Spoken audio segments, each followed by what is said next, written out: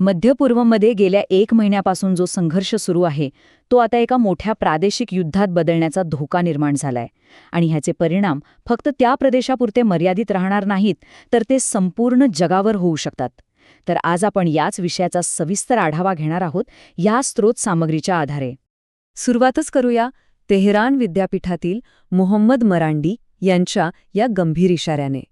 या एका वाक्यातूनच आपल्याला या संघर्षाची तीव्रता लक्षात येते. म्हणजे ही काही फक्त एक प्रादेशिक समस्या राहिलेली नाही, तर हे एक मोठं जागतिक आर्थिक संकट बनू शकतं. तर सर्वात आधी बघूया की हा संघर्ष नेमका कसा पसरतोय. जो संघर्ष 2 पक्षांमध्ये सुरू झाला होता, तो आता संपूर्ण प्रदेशाला आपल्या कवेत कसा घेत आहे. हे आता अगदी स्पष्ट झालंय की हे युद्ध आता एकाच ठिकाणी मर्यादित राहिलेलं नाही. सुरुवातीला जे पक्ष यात सामील होते त्यांच्या पलीकडे जाऊन आता वेगवेगळ्या ठिकाणी हा संघर्ष भडकतोय, ज्यामुळे संपूर्ण प्रदेशात अस्थिरता पसरलीय. आणि ह्या घटना बघा, यावरून आपल्याला कल्पना येईल की परिस्थिती किती वेगाने बिघडत चाललीय. एकीकडे इस्रायल लेबनॉनमध्ये हिजबुल्लावरचे हल्ले वाढवतंय, तर दुसरीकडे इराण थेट कुवेत आणि सौदी अरेबियाला लक्ष्य करते. इतकंच नाही तर अमेरिकेचे एक टेहळणी विमान पाडलं गेलंय आणि हजारो अमेरिकन सैनिक त्या भागात दाखल झालेत. यामुळे पर्शियन आखात आता एका धोकादायक युद्धक्षेत्रात बदलत चालले. बरं, ह्या लष्करी घडामोडी तर आहेतच, पण आता वळूया याच्या आर्थिक परिणामांकडे. कारण या संघर्षाचा वापर आता एक शस्त्र म्हणून जागतिक अर्थव्यवस्थेला धक्का देण्यासाठी केला जातोय.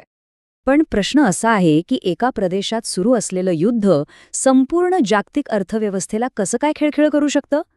याचं उत्तर आपल्याला काही महत्त्वाच्या सामरिक ठिकाणांवरून आणि ऊर्जा बाजारांवरून मिळतं. याचं उत्तर दडलंय हॉर्मुझच्या सामुद्रधुनीमध्ये. आता ही सामुद्रधुनी म्हणजे काय, तर हा एक अत्यंत महत्त्वाचा जागतिक ऊर्जा मार्ग आहे. जगाच्या एकूण तेल आणि वायू व्यापाराचा एक मोठा हिस्सा याच चिंचोळ्या मार्गातून जातो. त्यामुळे इथे जर काही अडथळा आला तर त्याचा थेट परिणाम जागतिक ऊर्जा पुरवठ्यावर होतो.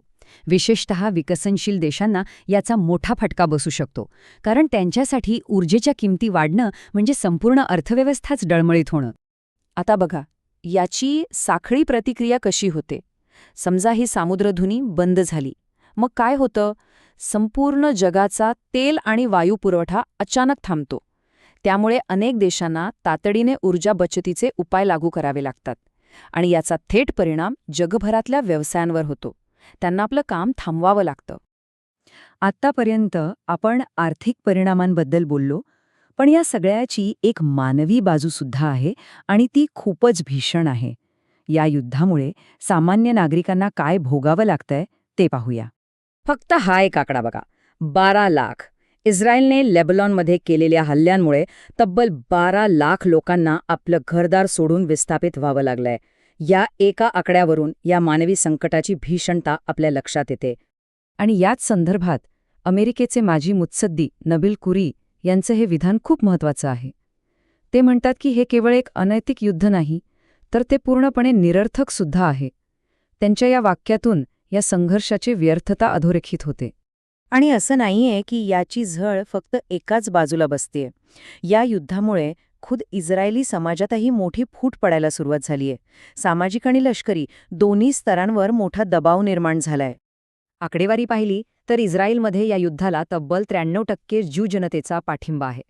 पण विश्लेषक गिडियन लेवी याला एक प्रकारचं वेडेपण म्हणतात. त्यांचं म्हणणं आहे की लोकशाहीमध्ये इतक्या मोठ्या आणि धोकादायक युद्धावर प्रश्नच विचारले जात नाही, हे चिंताजनक आहे. आता या सगळ्याचा परिणाम आंतरराष्ट्रीय संबंधांवर, विशेषतः अमेरिका आणि इस्रायलसारख्या मित्रराष्ट्रांवर कसा होतोय ते पाहूया, कारण त्यांच्यातही आता मतभेद निर्माण होऊ लागले आहेत.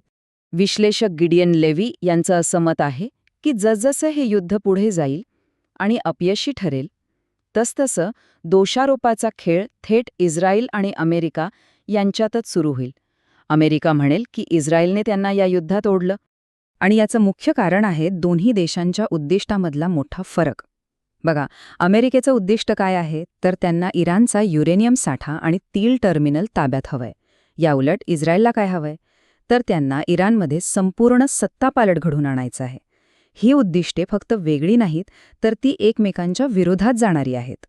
मग प्रश्न उरतो की यावर राजनैतिक तोडगा का निघत नाहीये. दोन्ही बाजू चर्चेसाठी का तयार नाहीयेत? मुत्सद्देगिरी का अयशस्वी ठरतीये?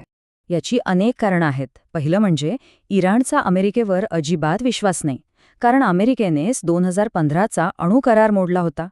दुसरं म्हणजे इस्रायलमधील अतिउजव्या विचारसरणीचे नेते अजून भूभाग मिळवण्यासाठी दबाव आणत आहेत.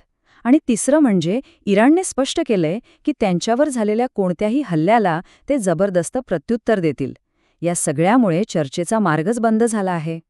तर मग परिस्थिती अशी आहे की विश्वास पूर्णपणे तुटलाय, लष्करी उद्दिष्टे वेगवेगळी आहेत आणि दोन्ही बाजू मागे हटायला तयार नाहीयेत.